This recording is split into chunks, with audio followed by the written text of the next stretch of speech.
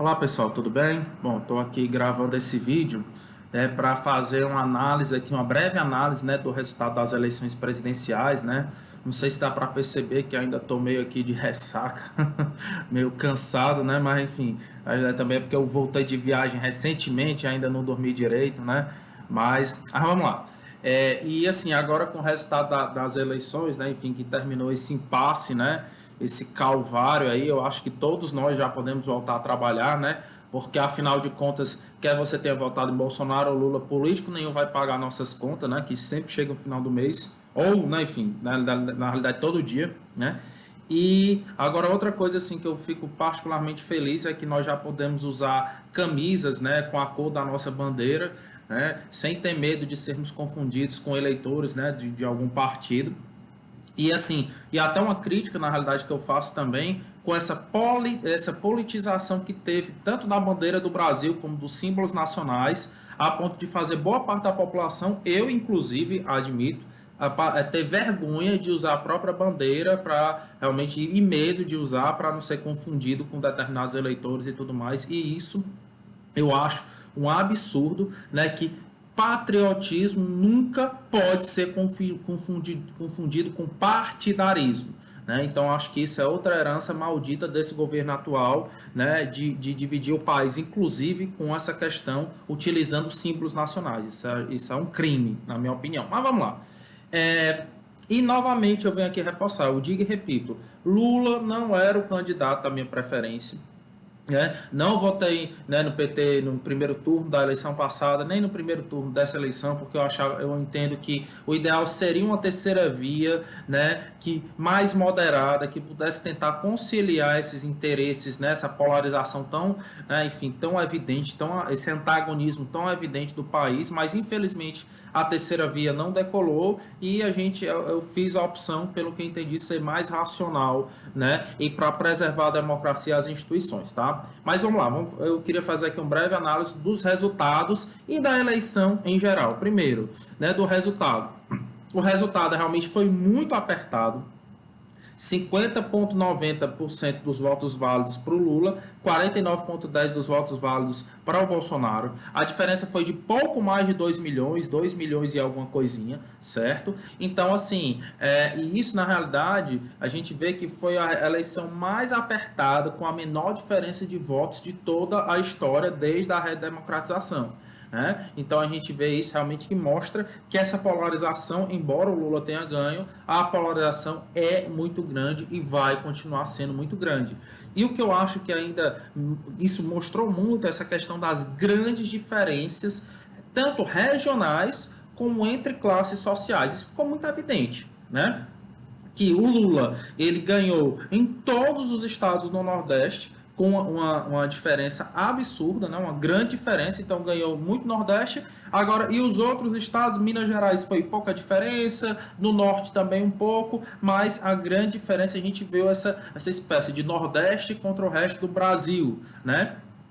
Em que o Nordeste teve uma votação expressiva do Lula e as outras regiões do Brasil, claro, algumas menos, mas outras muito pró-Bolsonaro. Então isso mostra essas grandes diferenças regionais, né? Enfim, que o Brasil na realidade enfim, é muito diverso. E também a gente percebeu, eu percebi claramente diferenças gritantes entre as classes sociais, em que ficava muito evidente que as classes sociais mais baixas, em sua maioria, né, não estamos generalizando, mas em sua maioria, tendiam a um voto mais ao Lula, né, e as classes sociais mais altas, aí de forma mais expressiva, tendiam um voto mais ao Bolsonaro. Então, para mim, deixou muito claro essa eleição que existem diversos Brasis dentro do Brasil. Né? E que não só existem diversos Brasis dentro do Brasil, como existe um abismo entre esses Brasis, né? Esses Brasis, né? Um abismo entre as classes sociais, um abismo entre as regiões, certo? E que o presidente atual, né, o presidente que vai assumir, o Lula, vai ter essa árdua tarefa de retomada do diálogo entre os diversos setores da população, o que eu particularmente acho que vai ser muito difícil devido à polarização e até porque ele é um candidato que tem uma rejeição muito grande de um setor expressivo da população. Tá? Então isso me preocupou bastante, esse abismo, né, que se revelou. Mas vamos lá. Analisando o discurso do Lula, tanto, né, o discurso oficial, né, enfim, no hotel, como o discurso, né, ao público, né, lá na Paulista, a gente percebeu, né, eu consegui perceber alguns, né, enfim, algumas marcas que ele vai, né, ditar, digamos assim, algumas diretrizes do governo dele. Ele fala muitas vezes, né, e reiteradas vezes nessa questão do incentivo à cultura, né, enfim, então, ele, enfim, acredito que ele vai dar seguimento a questões, né, de incentivo à cultura, né, programas de incentivo à cultura, né. Ele fala também sobre a questão da criação do Ministério dos Povos Originais. Então, ele vai retomar políticas, né, pelo menos, né, prometeu retomar políticas nessa área de proteção dos povos indígenas, né, que isso realmente tinha sido sucateado durante o governo Bolsonaro, né. Falou em retomada de programas de investimento, falou do programa, por exemplo, do Minha Casa Minha Vida, certo? Falou de retomada e reforço dos programas nessa área de capacitação e educação do ProUni, Pronatec, FIES, né? Então, e falou também de parceria com governos e organizações internacionais para a preservação da Amazônia e dos biomas nacionais. Então, ele já, né, enfim, deu algumas diretrizes, algumas indicações que ele vai tentar retomar investimentos públicos em setores que ele considera estratégicos, né? Então, enfim, construção civil, nessa questão de habitação, né? Educação, né? Tanto a educação em grau técnico e superior, né? Então, ele já indicou, né, deu alguns indicativos.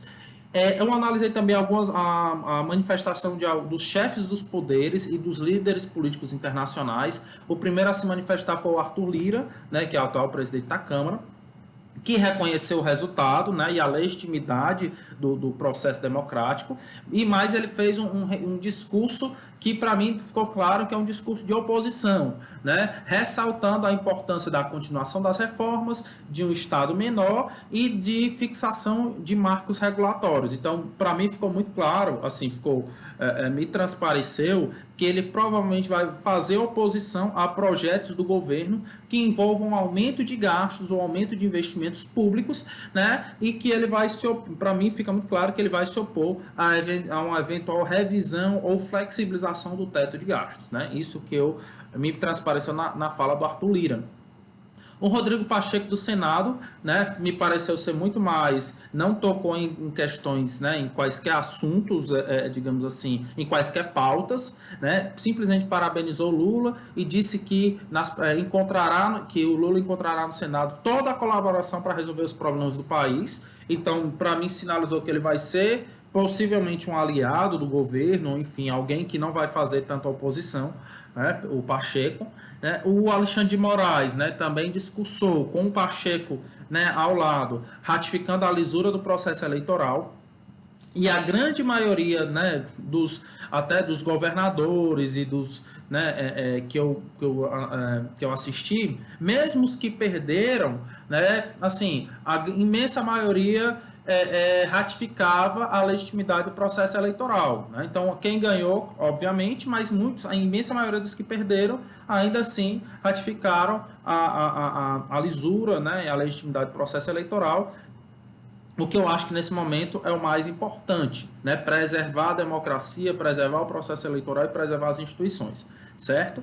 O que eu acho muito sério é que Bolsonaro, ainda até o presente momento, não se pronunciou sobre o resultado das eleições. Então, possivelmente, para mim, ele não irá fazer um questionamento muito sério ao resultado, porque eu acredito que se ele fosse fazer, ele já teria feito, certo? Mas eu entendo que essa demora no pronunciamento oficial dele, né, reconhecendo a vitória do adversário, gera uma grande insegurança e, inclusive, o que eu acho algo muito triste, muito grave, né, que a base dele, deixa essa base dele dispersa e muitos, né, estão até fazendo, né, movimentos, interditar a BR-116, né, enfim, movimentos, né, enfim, que violam, né, que são antagônicos à ordem, à manutenção da ordem. E isso é agravado pela falta de posicionamento oficial do presidente da República, do atual presidente, né? E ressaltar que também os líderes internacionais prontamente reconheceram a vitória do Lula, parabenizaram. E aqui eu ressalto o Joe Biden, né, que é presidente dos Estados Unidos, que é a atual maior potência do mundo, o Macron, né, da França, né, e diversos outros líderes já entraram em contato para parabenizar Lula, o que ressalta não só o reconhecimento internacional da lisura do procedimento, né, enfim, e também essa ideia do Brasil retomar um certo papel de protagonismo no cenário internacional que infelizmente perdeu, né, ficou muito apagado, deixou muito a desejar, né, no governo atual, principalmente, por exemplo, em questões ambientais, né, que era uma referência, certo? E por fim, eu queria fazendo aqui uma breve análise da reação do mercado, né, que eu vejo que o mercado ele reagiu de forma até bastante positiva, eu até me surpreendi, certo? Porque a bolsa ontem ela fechou em alta, o dólar fechou em queda, o que mostra, né, que, enfim, que veio, claro, oscilou bastante, porque tanto esse período eleitoral de véspera, antes da eleição e pós-eleição, é um período de muita volatilidade, né? O mercado ainda está muito incerto, mas no geral me parece que o mercado reagiu de forma muito positiva, né? O que para mim demonstra o que eu já acreditava, o que para mim era muito óbvio, mas que me parece transparecer que também o mercado não acredita que o Brasil vai virar uma Venezuela, como muita gente da teoria da conspiração acreditava, né? Então, para mim, o mercado está confiante nesse novo governo. Talvez essa confiança também tenha sido reforçada pela Carta do Brasil para o Brasil do Amanhã, que foi divulgada pelo Lula na quinta-feira, né, passada, em que o governo prometeu fazer em que ele prometeu fazer um governo que combine responsabilidade fiscal e políticas sociais, o que eu acho extremamente difícil, porque é geralmente uma coisa meio que são coisas meio antagônicas, então é extremamente difícil você colocar isso na balança, mas eu acho que é esse o caminho que deve ser trilhado, mas vai ser extremamente difícil você conseguir ter um governo com responsabilidade fiscal e investindo em políticas sociais, tendo em vista o rombo nas contas públicas deixado pela gestão atual, né, que não só devido à pandemia e tudo mais, mas também por esses benefícios sociais eleitoreiros, né, que foram com essa PEC kamikaze, né, enfim, para garantir uma reeleição do Bolsonaro, que não se concretizou, mas benefícios com os quais eu até concordo com determinadas políticas dessas, mas não como a forma que foram feitas, que foi sem qualquer contrapartida, né, enfim, simplesmente se distribuiu dinheiro sem qualquer critério, sem qualquer contrapartida, que eu acho que isso não é a forma que deve ser feito, né? E para encerrar aqui, a gente vê que ontem, né, como eu já falei, né, a bolsa subiu, o dólar caiu, né? Mas a gente observou que algumas ações específicas, né, tiveram queda, como a ação do Banco do Brasil e da Petrobras, né, tendo em vista, né, enfim, medo de uma eventual aumento da intervenção do governo, né, nessas estatais ou dessas empresas que têm maior participação, né, são sociedades de economia mista, então tem maior participação do governo, então talvez o mercado nessas empresas de sociedade de economia mista tenha esse medo de maior intervenção do governo, mas algumas ações subiram bastante, né? Então a gente viu que ações do varejo e a própria Educ, por exemplo, que é do setor educacional, subiu bastante, talvez, né, com essa promessa de maiores investimentos do ProUni, né, em FIES e tudo mais. E, inclusive, ações de construtoras também tiveram um grande, né, enfim, subiram bastante isso ontem, né? Mas, claro, isso é muito recente para a gente analisar, né? Ainda muitas águas vão rolar, tá? Então, assim, eu gravei esse breve vídeo só para fazer essa primeira análise, né, do resultado da eleição e, no mais, reconhecer, na realidade, expressar meu sentimento de uma espécie de alívio, né, e é que agora a gente pode voltar digamos, a trabalhar, a produzir e a cuidar da nossa própria vida, tá bom? Valeu, pessoal, e vamos esperar que venham coisas melhores por aí.